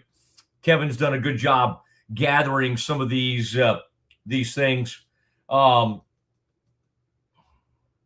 Year one and year two of Schottenheimer. What's the biggest difference now headed into year two for Coach Schottenheimer? We need to change other than win more games. I mean, that was an easy layup, right? I think it's the consistency. And when I say that, I mean in everything that we do, the way that we run the meetings, the way that we practice, the way that, we do our walkthroughs, all those things. And so, we're a damn good football team. And we played a lot of really good football last year. We just didn't play it consistently enough. And I know some people think that's coach speak, but you guys know me, that's real. We just weren't consistent enough last year. And then the other thing that just screams at us is the ball. We got to be better taking care of the football, and we got to take it away more because again, -9, like I say, and I really have a hard time saying it. I really do. -9, you're never going to qualify for the playoff. All right. It is a scary thing to even admit that, to say it, how bad it sounds. -9. If that wasn't the worst, it had to be second to worst. I'm sure the Raiders were up there as well, or down there. Really rough number to suggest. And so there you go. Wanted to hear Schottenheimer's take on free agency so far and what the Cowboys may still have ahead of them. And just a reminder, even yesterday, within the past 24 to 48 hours, they brought in another player. Now, at this point, you're signing guys that can maybe help you with depth, may play for you in a pinch. You're usually not bringing in surefire starters. And, that's one of the things that it's good and bad. I would say this free agency, they've signed candidates for to play in the nickel. Who's going to line up and play the nickel on defense? Nickel cornerback. But it's the fact that there's 3 candidates. I don't know if it's a great thing, because it'd be nice to go, yes, Jalen Thompson or now again, that's a different deal. But I mean, he can play nickel, by the way. You would just like to be able to say, Locke, the guy they signed, this guy is going to come in, is it PJ Locke, and be our nickel. they don't really know. And they would like to keep Deron Bland kind of out on the outside. And by the way, the news is pretty good on him. They think from a health standpoint, this guy's always having surgery. He's always having foot surgery or a foot issue, it seems like, but they're feeling really good about kind of where he is. And some of that did come up. Let's hear what Coach Schottenheimer had to say about what the Cowboys have done in free agency. You know, look, we made a run at some guys in free agency. Sometimes it works, sometimes it doesn't. And what do? You just adjust. It's something we're working on 365, 24/7. We've got a good plan. We've got firepower now going into the draft. We're not done. We're always open for business. So, part of it's going to be, Demo having a tremendous year. Shamar James, the guy we're excited about. But we recognize that we got to fill some holes there. What's the firepower? Well, it's the draft. 12, 20, traded Osa, got that third round pick, number 92 pick. I think they'd love to get a second round pick. I think that's why, if there's an opportunity to trade down, of course, this time of year, everybody's saying a whole bunch of crazy stuff. They got the ammunition to trade up if they want to. If there's somebody they got to have, there's a cornerback or an edge player, they absolutely have the ammunition to come up. They have the ammunition to go back. If they're talking this time of year, they're lying. If their lips are moving, they're lying. All right? I mean, again, I don't mean that as in like, oh my gosh, some kind of ethical, they're a bunch of liars. I'm just saying that's everybody. That's every team this time of year. Nobody's going to just tell you their draft strategy.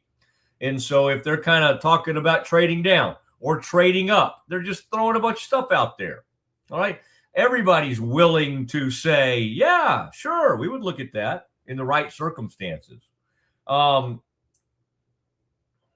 He did say, and I don't think we have this one, but he said that when he got on the phone with Osa Odighizuwa, the trade they made, that they were both in tears. So you do want the head coach. I think Shotty is a player's coach. It's kind of nice to hear that they're invested, how heavily invested they are in their players, in that they would both get emotional over something like that. I mean, that's nothing wrong with that at all. I think this will be interesting to our viewers, our listeners, Kev, is let's hear Brian Schottenheimer's take on what has to happen with Tyler Guyton to be able to take that next step. Cowboys, the guy was drafted to be their starting left tackle. Has to be an elite player, but he's got to take that next step, and we have to help him take that next step, and that's through the process and the planning and having a very specific action plan of what we want to see him get better at. What is that action plan for him to get better? Yeah, it starts with his footwork, getting more comfortable, getting more balanced at the point of attack, and then again, there's his hand usage. He's really a young, raw left tackle, defensive lineman, right tackle in college, left tackle that's missed a bunch of time. So the biggest thing for him will be having a great, healthy offseason. How do you do that? Well, Luke Schoonmaker figured it out last year. He had a great plan leading up from February, March into the offseason program, and that's what Tyler Guyton's done thus far. One question going back to is Nate Thomas still in the mix? Absolutely. Yeah, I should have mentioned Nate. Nate's another guy with a ton of upside, a ton of talent. When those guys get back, they will be, and not just those guys, every player will be given a improvement plan.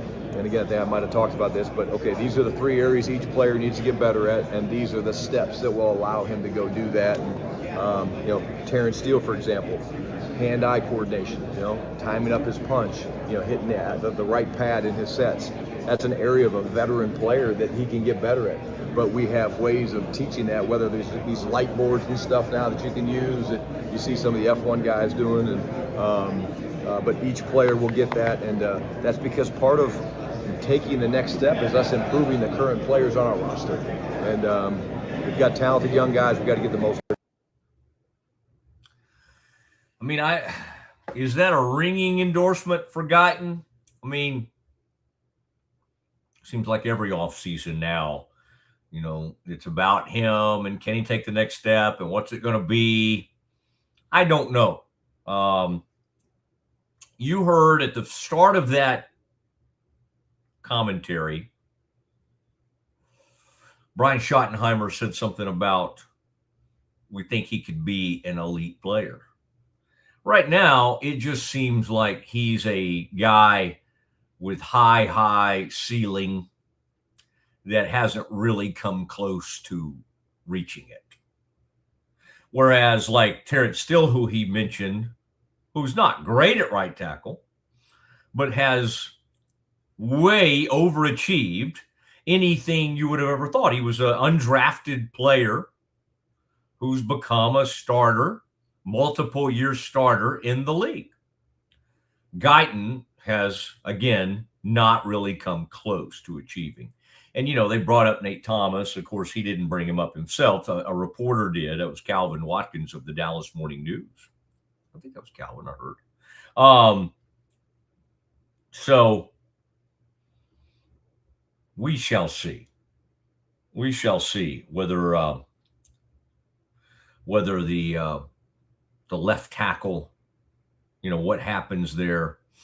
I think it could be he's an interesting option, but the problem is if it doesn't work, and I would say I would lean more toward it not working than it working, you're going to have to rob one of the great guards in the game in Tyler Smith, and you're going to have to kick him out to left tackle if it does not work out for Guyton. That's really, because Nate Thomas is a serviceable sort of backup depth option, but to roll out there with him week one as your starter would not be a great option. All right. So they have not closed the door on Tyler Smith having to go out there and play tackle. Let's keep that in mind. Let's also, as we go through this, I did want to hear, Kevin, you had alluded to one clip that I sent you earlier today where Brian Schottenheimer was talking about, making decisions in this upcoming draft. Let's hear from Coach Schottenheimer on that. I think Kevin. Okay, that was the one. I had that one ready. I'll get it. Oh, I thought you said it was like a line 1 or line 2 or something like that. Let me find it real quick. That's okay. I don't. No, let's move on. Let's move on because I did want to get back to the shot. I mean, it was one of the greatest shots we've seen in college basketball history. It was Braylon Mullins.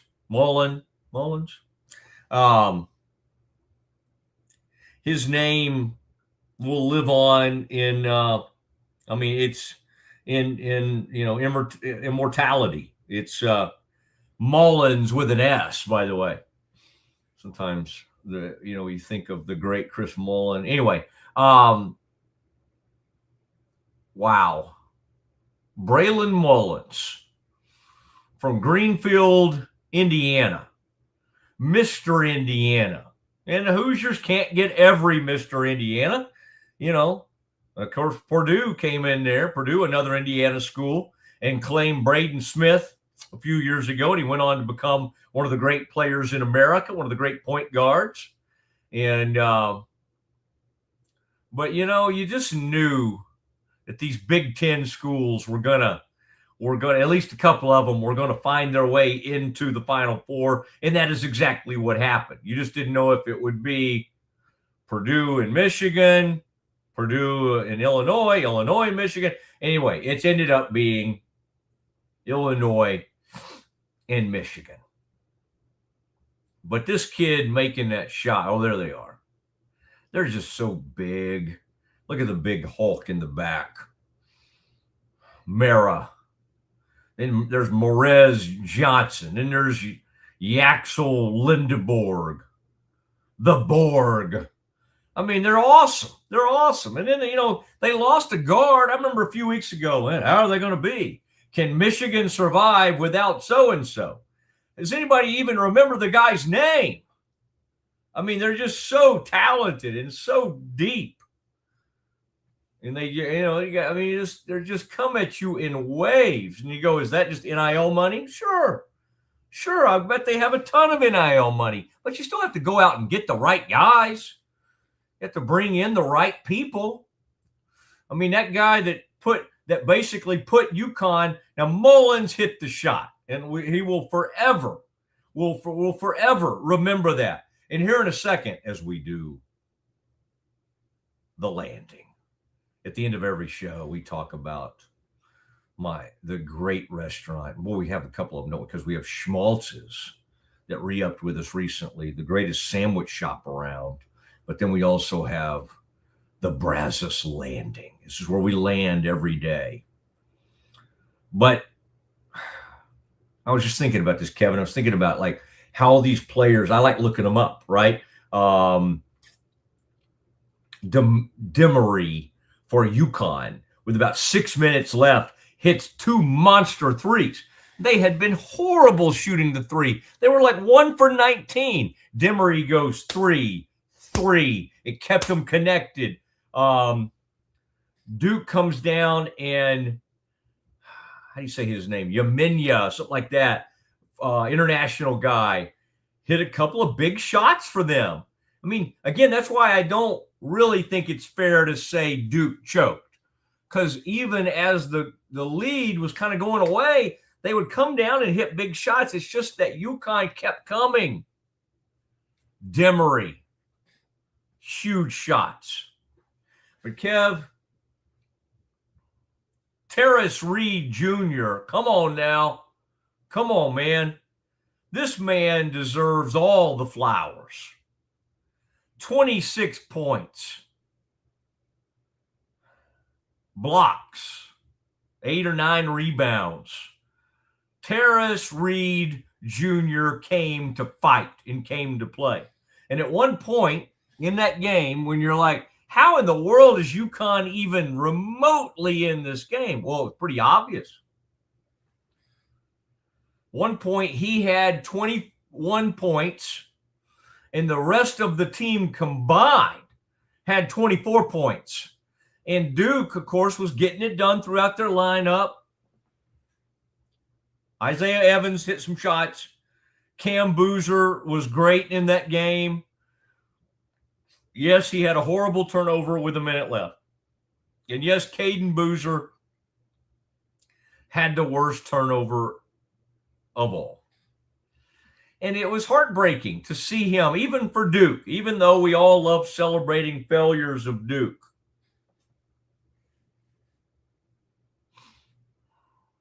That kid after the game, he didn't try to get away from the reporters. He didn't try to get away from the press. I think they took one kid to the post game, and it was Cam. It's a good learning lesson for these kids. Baylor brought Jacoby Walter to the podium when Baylor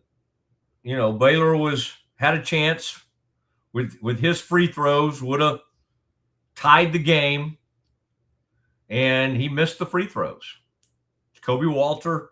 And it was awful. It was sad. I mean, he was a great freshman for Baylor. And at this huge moment, he did not produce. And you know what they did? They brought him right in, and that guy stood up there, and he took it, and he accepted it, and hopefully he'll go on to have a great NBA career after that. I hope things work out in the future for Caden Boozer, because Caden Boozer, after making that horrible turnover. Now, Kev, let's look real quick, though. Complete that thought. He answered the questions, and he said, I cost our team the game. I cost our team the season. It was sad. Was it true? Well, I mean, there were a lot of plays. I mean, Cam had a horrible turnover when they were up by, that allowed UConn to come down and hit that big three to put them within one. That was Cam's turnover. No, excuse me. It was the one solo ball came down and got the 3-point play. That was Cam's turnover that led to that. Kev, let's play the clip of that shows the reaction of Bill Raftery and Grant Hill in those final moments. It's good! We're point three! UConn goes in front! Utterly impossible! March means drama! The deflection, the reaction, and then the major nuggets out of Indiana. They all can shoot. Nylon from deep. Astounding. The freshman, Braylon Mullins. Wow. What a play. All Duke had to do was hold the ball there. Absolutely. They didn't need to get rid of it. No backcourt violation, nothing. It's fun. I mean, the great broadcasters meet the moment.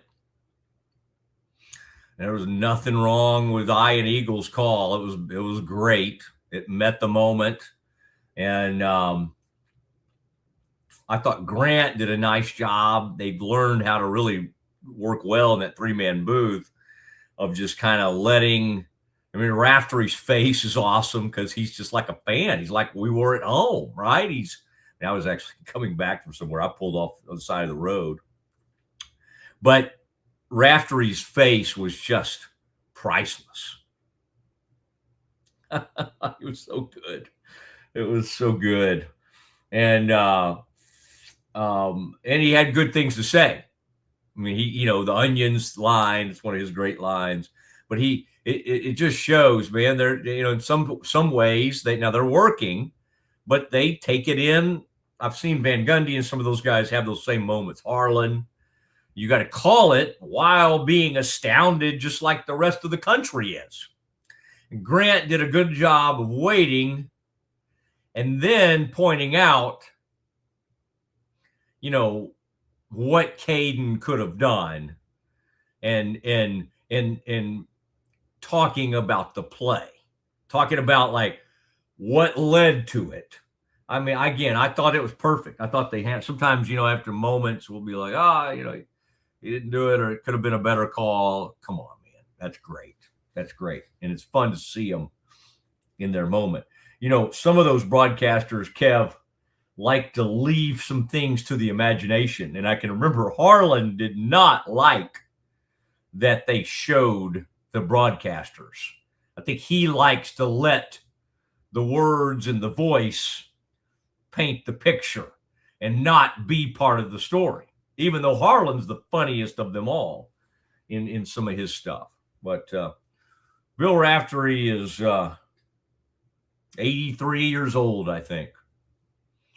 And he's still Raftery. I don't ever think of him, he's lost a step. And I think, hey, as long as you can still get it done, just let him keep doing it. He's as part of March Madness as just about anything. The side of, just the sound of Raftery. I love still having him on that lead broadcast. And if there's nobody that's been more seamless from taking it to a legend like Nance to Ian Eagle, I mean, come on. Because he's Ian Eagles. He's not as well known as Nance, but in his own right, he's unbelievable. And of course, Harlan is about as good as it gets. So you get two crews that are just awesome. And then the third crew is Brian Anderson, who's good. He's not as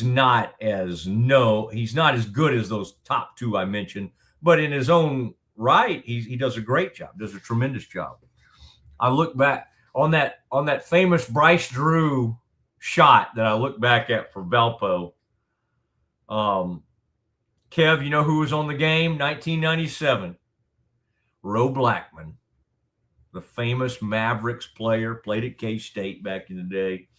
Ro Blackman was on the call. Unbelievable. As Valpo took down Ole Miss. He was the analyst in that game. Thank you, Brazos Landing. Thank you, Schmaltz's. Thank you, Central National Bank. Thank you, Cherry Johnson, Siegmund James. Unbelievable sponsors, partners that we have. Thank you, Lake Waco Golf Club.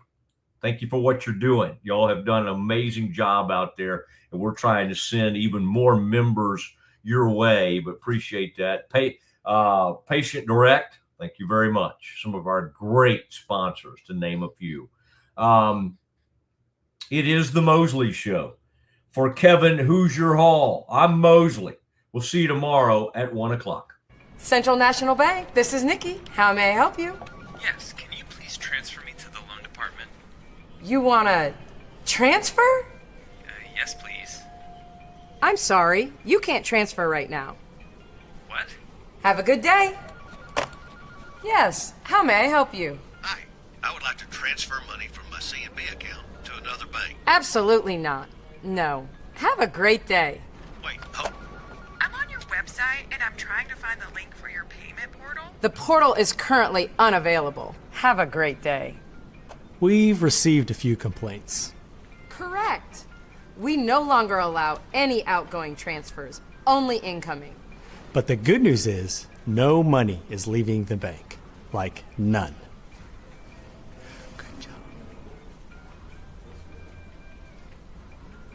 Central National Bank, proud partner of Baylor Athletics and Baylor Women's Basketball. Experience the future of secure private cloud storage with Internix. Protect your files with end-to-end encryption, ensuring your data stays private and accessible only to you. That's internxt.com today. Welcome to Market XLS, your all-in-one Excel solution for investors. Designed as an enterprise-grade platform, Market XLS caters to investment managers, secure and efficient investment management and research. Book your free demo. Experience with the Mosley MD hair regrowth kit was amazing. It was easy to use. It let me take off my hat. I could go in public and have my picture taken and feel normal again. MosleyMD.com. At 4U Health, we believe wellness and lab testing should be accessible, inclusive, and yes, fun. With our tech-powered at-home lab test, you save time and money while feeling your best. 4U Health. Visit 4uhealth.com today. BadCreditLoans.com is a pioneering service provider that has carved a reputation in the financial industry. Simple, fast, and reliable loan application process. And its commitment to responsible borrowing makes it a trusted partner in the journey towards financial stability.